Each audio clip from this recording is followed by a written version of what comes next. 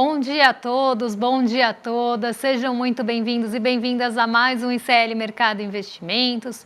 Hoje, sexta-feira, dia de uma agenda mais esvaziada, mas saíram dados importantes do mercado de trabalho, então a gente vai trazer esses dados com mais detalhes para vocês. Vamos entender as disparidades do nosso mercado de trabalho, como é que está aí o nosso mercado estruturado por gênero, por nível de instrução, então a gente vai falar sobre isso.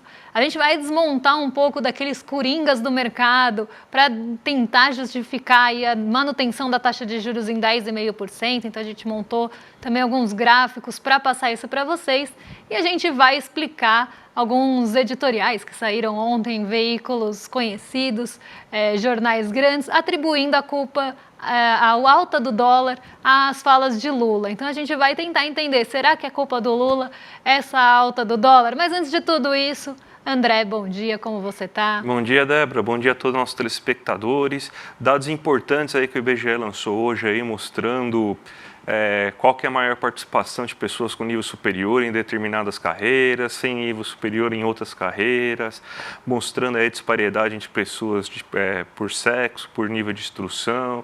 Tem bastante dado interessante aí nesse estudo do IBGE, mas também vamos falar um pouco aí do dólar, subiu a 5,46 ontem. Será que foi culpa só do Lula ou será que teve outras coisas? Será que realmente aí o mercado aí só usou o Lula de bode expiatório? Vamos explicar para vocês tudo isso aí. Vamos falar também aí dessa questão de dívida pública aí, porque isso daí está sendo utilizado como justificativa para você manter a taxa de juros tão elevada aí nesse momento. Hoje a gente não tem agenda, né? Hoje agenda, até porque o dia está muito esvaziado, né? Não tem nem falas importantes aí de presidentes de bancos centrais em lugar nenhum. A gente também não tem nada aí sobre dados aí mais interessantes que saíram no Brasil, mas a gente já vai então começar pelo nosso giro de mercado aí para saber como fechou ontem as bolsas, né? Tem a notícia aí do nosso site que a gente coloca aí todo dia aí para vocês aí.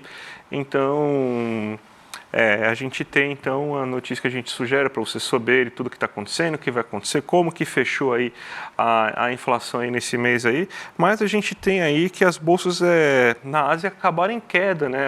A inflação do Japão teve alguma influência nisso, Débora? Na verdade, o que teve mais influência de uma forma geral lá na Ásia foram as ações de tecnologia, né? Porque a gente teve uma alta bastante grande da NVIDIA no dia anterior, foi um dia que a NVIDIA se tornou ali a ação mais valiosa do mercado financeiro e isso fez com que ela sofresse ajustes, né? Depois de subir muito, o mercado entende que ela atingiu um patamar já alto em valor e começa a vender aquelas ações.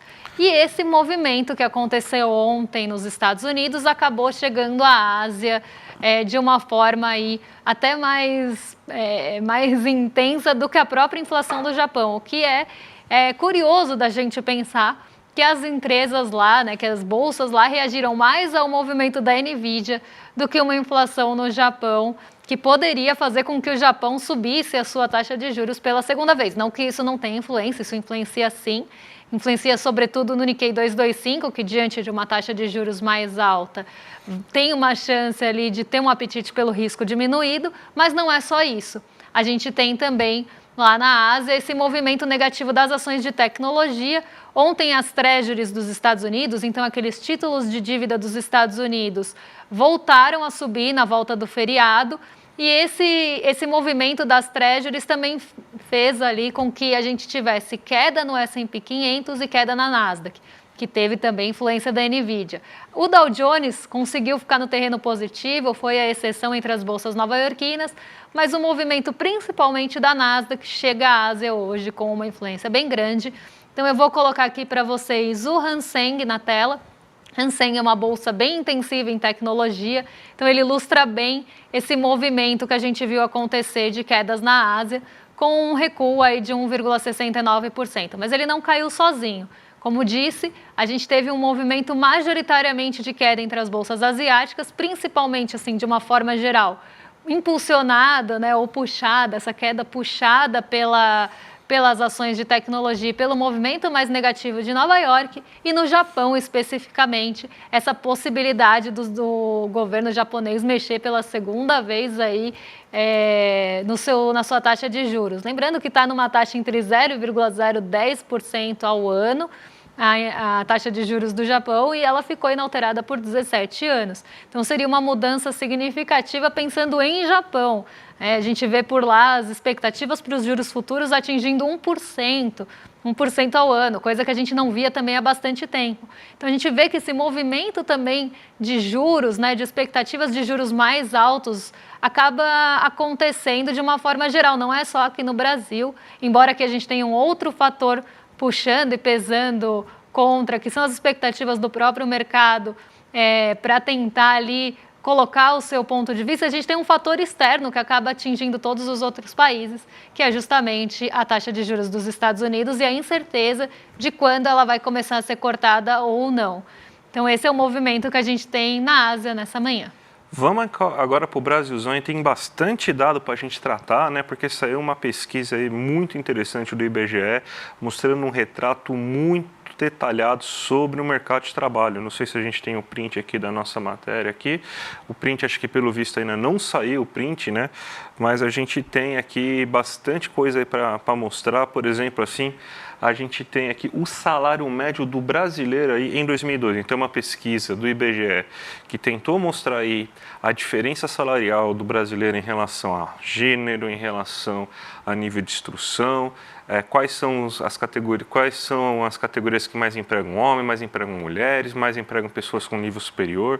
Então, o primeiro recorte que a gente pode falar agora, Débora, é justamente essa inflação aí, essa renda média aí por gênero, por exemplo. Quando a gente vê aí homens e mulheres, a gente vê aí que existe aí aquele machismo estrutural que a gente sempre observa aqui. Os dados da PNAD trimestral mostram isso para a gente sempre, Mostra que você tem aí, quando você observa homens e mulheres em relação à sua renda média, os homens ganham em média 3.791,58 centavos. Isso daí, homens e mulheres, homens com e sem nível superior. Então, essa é a média do brasileiro. Tanto que, se não me engano, chegamos a um patamar de 21% de pessoas aqui da força de trabalho brasileira com ensino superior. E as mulheres, elas ganham em média 3.241,18. Então, essa é a média. Então, você já tem essa disparidade. Se você, só pelo fato de você ser mulher aqui no Brasil, você tem uma tendência a ganhar menos. Agora você vê aí a importância do ensino superior, A gente está no dia que o Valadão falou aquelas besteiras lá, falou que não é para levar o seu filho para a faculdade, que senão ele vai ficar perdido, não vai mais honrar a Deus e a Jesus. Mas olha aí, o que ele quer na verdade é que você ganhe pouco, porque a média salarial de uma pessoa sem ensino superior no Brasil é de 2.441,16, então é muito menor, é mais do que o dobro a média salarial com ensino superior aqui no Brasil, é de R$ 7.094,17, ou seja, uma pessoa que concluiu o ensino superior aqui no Brasil, ela tem um salário médio muito maior e também tem acesso a vagas muito melhores de empregos. Então, esse é o primeiro retrato aí que a gente tem para mostrar aí para o nosso público, Débora. E é interessante que a gente vê um movimento, não só aí do Valadão, que teve essas falas horríveis em relação ao ensino superior, mas um movimento de jovens pensando que não precisam mais do ensino superior, que podem ali seguir sem o ensino superior. Então, a gente tem essa vertente aqui no Brasil, inclusive alguns outros coaches falando sobre isso, como o ensino superior é irrelevante. Então, na verdade, essa construção é para deixar o brasileiro ali com uma força de trabalho mais barata, ganhando R$ 2.441. É muito interessante a gente ver coaches, inclusive, não vou falar o nome aqui, mas que defendiam essa vertente de não ter ensino superior até lançar o próprio ensino superior. Agora está defendendo de volta. Muito interessante. É um parente, É um parente que fez. Um parente fez isso, A gente sabe quem é o parente, Vamos colocar o próximo gráfico aí para ver outro recorte que a gente fez bem interessante aqui, que é o recorte aí por participação a atividade econômica por nível de instrução, ou seja, se você tem ensino superior, 64% das pessoas que trabalham com educação aqui no Brasil possuem ensino superior.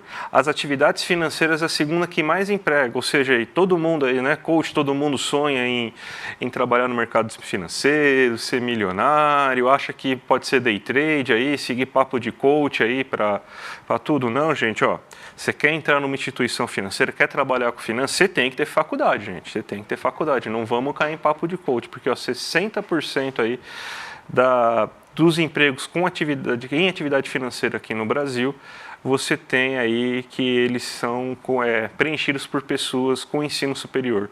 E a administração pública é a terceira categoria que mais emprega pessoas com ensino superior.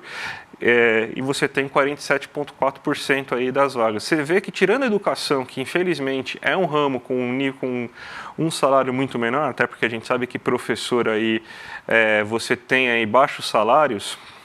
As outras duas atividades são atividades que pagam bastante, é que a gente não deu tempo da gente conseguir preparar aí uma tela que a gente ia mostrar para vocês aí, com os maiores salários que você tem em relação ao nível de atividade ocupada. As atividades financeiras, elas pagam mais de R$8.000 por mês. É o ramo onde se pagam os melhores salários e é o segundo com maior porcentagem de pessoas com ensino superior. A administração pública, ela tem um nível salarial de mais de R$5.000 aí em média. Então, você vê aí que também nas atividades que pagam melhores salários, o ensino superior é mais necessário. E agora você vê o que sobra para pessoas sem ensino superior aqui no Brasil. Quando a gente está falando de alojamento e alimentação, aí são bares, restaurantes, hotéis. 96% das pessoas que trabalham nesse ramo, elas não têm ensino superior. E também é o ramo que paga os menores salários aqui na economia brasileira, que paga em média R$1.790, R$1.800 aí, em média. A agricultura e pecuária também contrata 94% da força de trabalho das pessoas que trabalham na agricultura e pecuária, elas também não têm ensino superior e os salários também são baixos, são em volta de 2.400. Na construção civil também, 92,6%, e também com salários em volta de 2.200, 2.400. Ou seja, você vê que as atividades que empregam muito pessoas sem ensino superior têm uma grande quantidade, assim, o grande volume aí de pessoas sem ensino superior trabalhando nessas atividades, e os salários também são menores nesses ramos, Débora. Outro lugar que pode trabalhar sem ensino superior, segundo o próprio Valadão, é vendendo picolés, né? Ele fala isso no vídeo dele. Uma tristeza essa defesa, né? Essa tentativa de desmonte aí do ensino superior, que é algo que a gente vê há muito tempo, né? Não só, principalmente do ensino público, né, de tentar desmoralizar o ensino superior público e aí também os professores. Mas vamos seguir porque tem mais um recorte para a gente ver, né? Tem o recorte por gênero também. A gente vê aí também uma questão, inclusive de um certo machismo estrutural, né, que as mulheres trabalham mais em áreas de cuidado, bem áreas, vamos dizer assim, onde ela seria uma mãe, vamos dizer assim, enquanto os homens trabalham mais em trabalhos de força bruta, na sua grande maioria do tempo, né? Você vê aí que quando a gente está falando da força de trabalho na construção civil, 87,6% da força da construção civil são homens. A indústria extrativa, 84,2% são homens.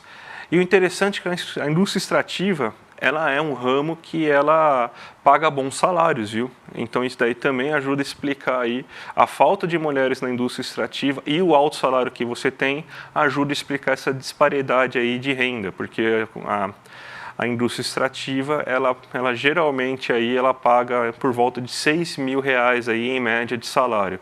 E nos transportes, 81% aí da força de trabalho também é masculina.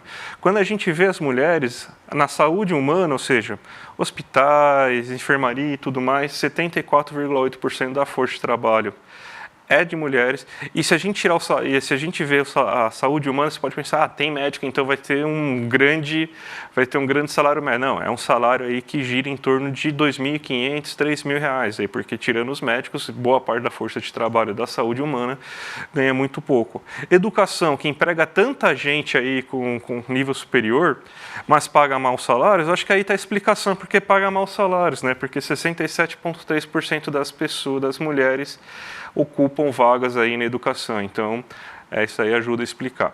E o alojamento e alimentação, 57% da força de trabalho desse setor é de mulheres e a gente já sabe aí que é o setor que paga menos. Então, a gente vê aí um machismo estrutural e até explicando aí por que a educação, mesmo com nível superior tão elevado, a gente tem aí um salário tão baixo em média, né, Débora? Exatamente. E quando a gente pega, né, pelos ramos, a gente pega os ramos de atividade aí levantados pelo IBGE, analisados pelo IBGE, as mulheres recebem 82%, né, em 82% desses ramos as mulheres recebem salários menores. Então, nessas atividades, em 82% das atividades as mulheres ganham menos, mostrando sim, né, esse machismo estrutural do mercado de trabalho que coloca normalmente a mulher nessa coisa do cuidado, da economia do cuidado, de ela ser responsável pelo cuidado na saúde, do cuidado da educação como educadora, e no alojamento e alimentação não seria diferente. Então a gente vê justamente esse retrato da nossa sociedade no mercado de trabalho também, uma coisa não está desligada da outra. Débora, você preparou agora, e vamos mudar de tema, né? Porque qual a desculpa do dia? Hoje é dívida bruta, né? Não sei, vamos rolar a roleta aqui para ver o que, sabe aquela roleta? Vou fazer uma e aí eu giro aqui e eu pego uma justificativa do mercado do dia. Porque agora é dívida bruta. Eu peguei várias notícias do mercado financeiro falando que é a dívida bruta que está fazendo com que a Selic fique alta. Antes era a dívida líquida, já foi o superávit, agora é a dívida bruta que está chegando perto dos 80%, e essa seria a justificativa do mercado para que a gente tivesse uma taxa de juros mantida em 10,5% e toda essa pressão vindo da dívida bruta. Então vamos ver como é que está a nossa dívida bruta? A gente tem 2 gráficos aqui para vocês, porque o mercado ele varia, tá, na sua justificativa, são coringas.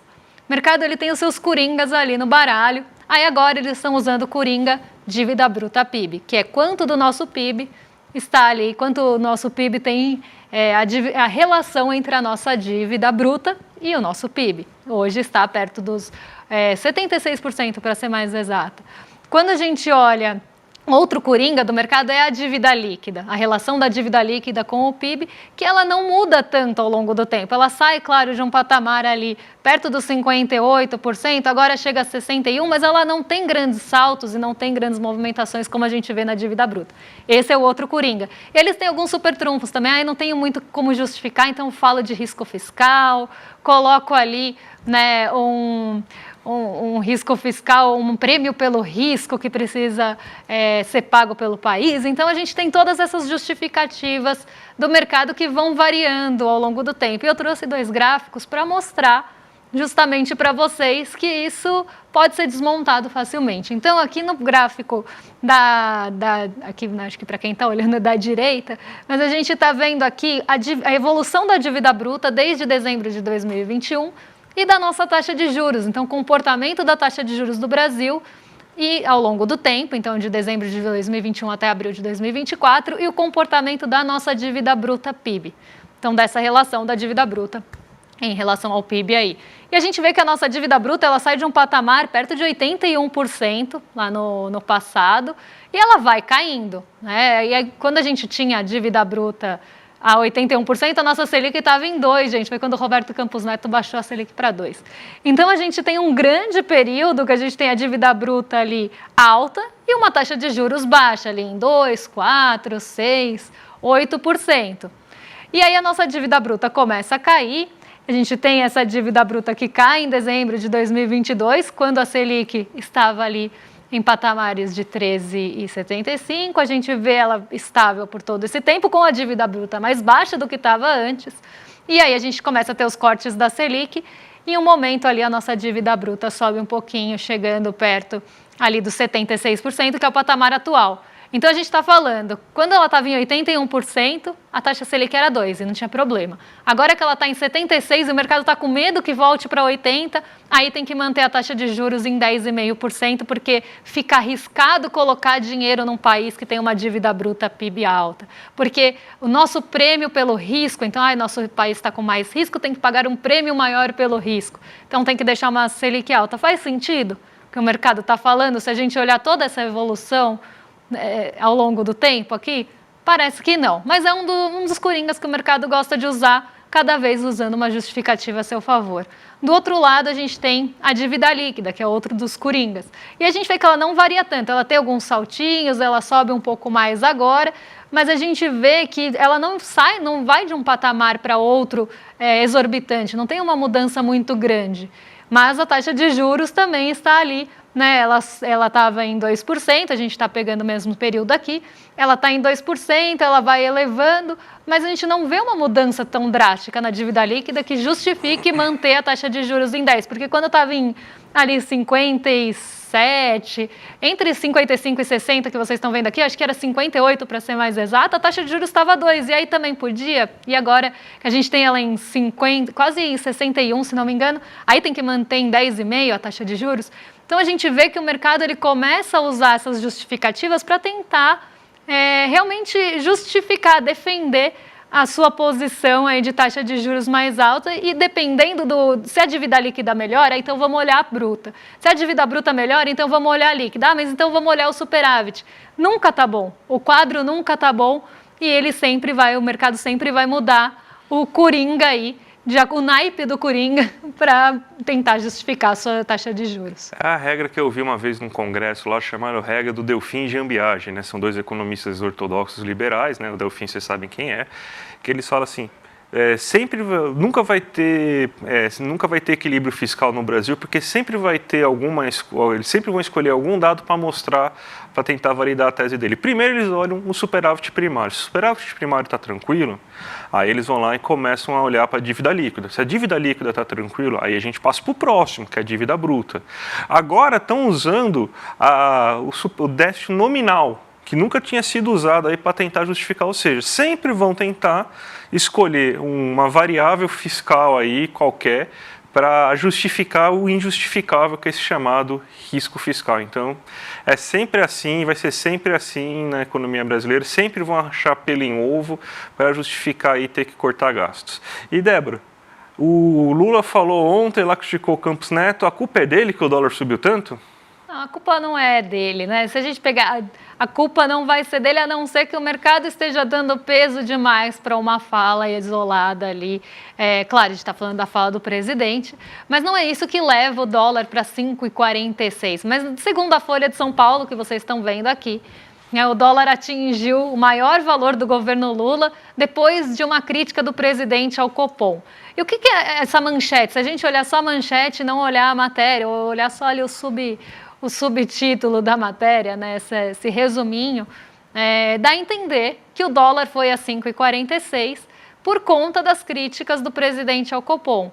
Acontece que, primeiro ponto, essas críticas de ontem, elas não surpreenderam o mercado, elas pouco mexeram, inclusive, com expectativa de juros, elas não tiveram surpresa ali, porque o Lula já vem defendendo esse ponto há bastante tempo. Então, não tem nada ali de novo na fala do Lula que pudesse mexer com o mercado. O que a gente está vendo de uma forma global, que tem muito potencial para mexer com o dólar, pensando em cenário externo, e eu vou falar também o que a gente está vendo de cenário doméstico. Mas pensando de uma forma global, o dólar está se valorizando não só frente ao real, ele está se valorizando também frente a outras moedas emergentes e frente a seus pares. Isso porque a gente tem uma taxa de juros nos Estados Unidos alta, sem muita certeza de quando ela vai ser cortada. E se a gente tem uma taxa de juros nos Estados Unidos alta, o que sobe junto com a taxa de juros? As expectativas para os juros futuros. E o que está atrelado a essas expectativas de juros futuros? Justamente aquelas treasuries que eu falo todo dia de manhã, que são os rendimentos dos títulos de dívida dos Estados Unidos, como se fossem os títulos aqui do nosso Tesouro, só que dos Estados Unidos. Então, o que acontece quando a gente tem ali essas taxas de juros mais altas? O recurso vai sair de países emergentes, vai sair inclusive de outros países e vai buscar o refúgio, ainda mais em um momento de incerteza, uma incerteza global, o recurso vai buscar refúgio nas taxas de juros dos Estados Unidos. Então, diante de uma incerteza, onde eu vou buscar maior segurança? No título de dívida considerado de uma forma global livre de risco, que são as treasuries dos Estados Unidos. Não existe ativo livre de risco, isso é um conceito que a gente usa em mercado financeiro. Então, o recurso flui para lá. E se a gente tem uma saída de recurso estrangeiro aqui do Brasil, o que acontece com o dólar? Ele sobe. Se sai da nossa bolsa o recurso estrangeiro, o que acontece com o dólar? Ele sobe. Porque a gente tem um outro movimento também mais especulativo, baseado nesse risco fiscal que a gente estava tentando desmontar aqui, nessas justificativas do mercado, de que a gente tem um risco fiscal doméstico muito grande e que isso colocaria também a taxa de juros futura aqui do Brasil não só pressionada pelo exterior, mas também por esse risco fiscal do mercado, que o Brasil precisaria pagar mais juros para continuar sendo atrativo, porque seu risco está aumentando, com base no que a gente acabou de explicar. Então, a gente tem ali uma taxa de juros futura acima de 12%. Quem vai querer correr risco na Bolsa também com uma taxa de juros acima de 12%? Isso faz com que saia recurso da nossa Bolsa, dos ativos de risco. A gente também vai buscar esse refúgio. Saindo dinheiro de lá, a Bolsa cai. Os investidores estrangeiros também veem esse movimento acontecer no Brasil, também tiram dinheiro daqui. E a gente começa a ter uma deterioração de cenário em decorrência disso. Uma deterioração do cenário de mercado financeiro, porque a gente não está falando de economia real aqui. A gente está falando de mercado financeiro. Então, a gente tem uma série de fatores que poderiam ganhar muito mais peso do que qualquer crítica do presidente ao Copom, que não surpreendeu ninguém. Chocou um total de 0 pessoas ontem. Inclusive, o mercado falou, as falas do Lula não surpreenderam, porque essas falas já tinham sido feitas também antes do Copom. Então, não foi isso. A gente tem uma série de outros motivos para levar o dólar para 5,46, principalmente se a gente pensar na alta dos juros dos Estados Unidos, na verdade, na alta dos juros futuros dos Estados Unidos, porque a gente não tem muita certeza de quando a taxa vai ser cortada lá. Débora, hoje sem giro de mercado aí, porque não vai dar tempo, mas vamos sextar aí e fazer um chamado aí para a nossa comunidade, porque a gente vai ter o webinar aí com Adam Alter, né? O Apocalipse Tecnológico, aí, dia 7 de junho, às 8 horas da noite, um domingo, gratuito. Já se inscreve aqui no canal, iclmercado.com.br, que vai ser imperdível. Ele é de Sydney, professor aí da New York University Stern School of Business, e vai mostrar aí para vocês aí a questão da dependência tecnológica. Vai mostrar como que a tecnologia impactou nas nossas vidas, como que o design tecnológico hoje ele é feito para você se viciar nele, e aí vai tentar mostrar alguns segredos, algumas chaves aí para você conseguir se libertar aí, pelo menos aí, dessa prisão tecnológica. O nosso querido Eduardo Moreira vai mediar o encontro e vai ser imperdível, gente. Então, ó, se inscreve, que daí o sininho ativa lá na hora que começar o webinar, daí você não precisa nem lembrar mais disso aí, ele vai te avisar. Então, ó, imperdível, gente. Então, vamos sextar aí e deixar aí os nossos queridos amigos do rolê trabalhando? Vamos deixar com eles, porque já temos rolezeiros no chat, rolezeiros quase sextando. Então, vocês ficam agora com o Rolê ICL, com o William Deluca e o Guga Noblar, com a Gabi e o Guga Noblar. Acabou, a voz da consciência acabou de me corrigir aqui. Então, vocês ficam em excelente companhia com a Gabi e o Guga Noblar no Rolê ICL. E a gente volta na segunda-feira para trazer as perspectivas do mercado, o termômetro da Bolsa e outras notícias que possam mexer aí com o nosso bolso e com a nossa economia. Um beijão e até lá. Até a próxima, gente. Tchau, tchau.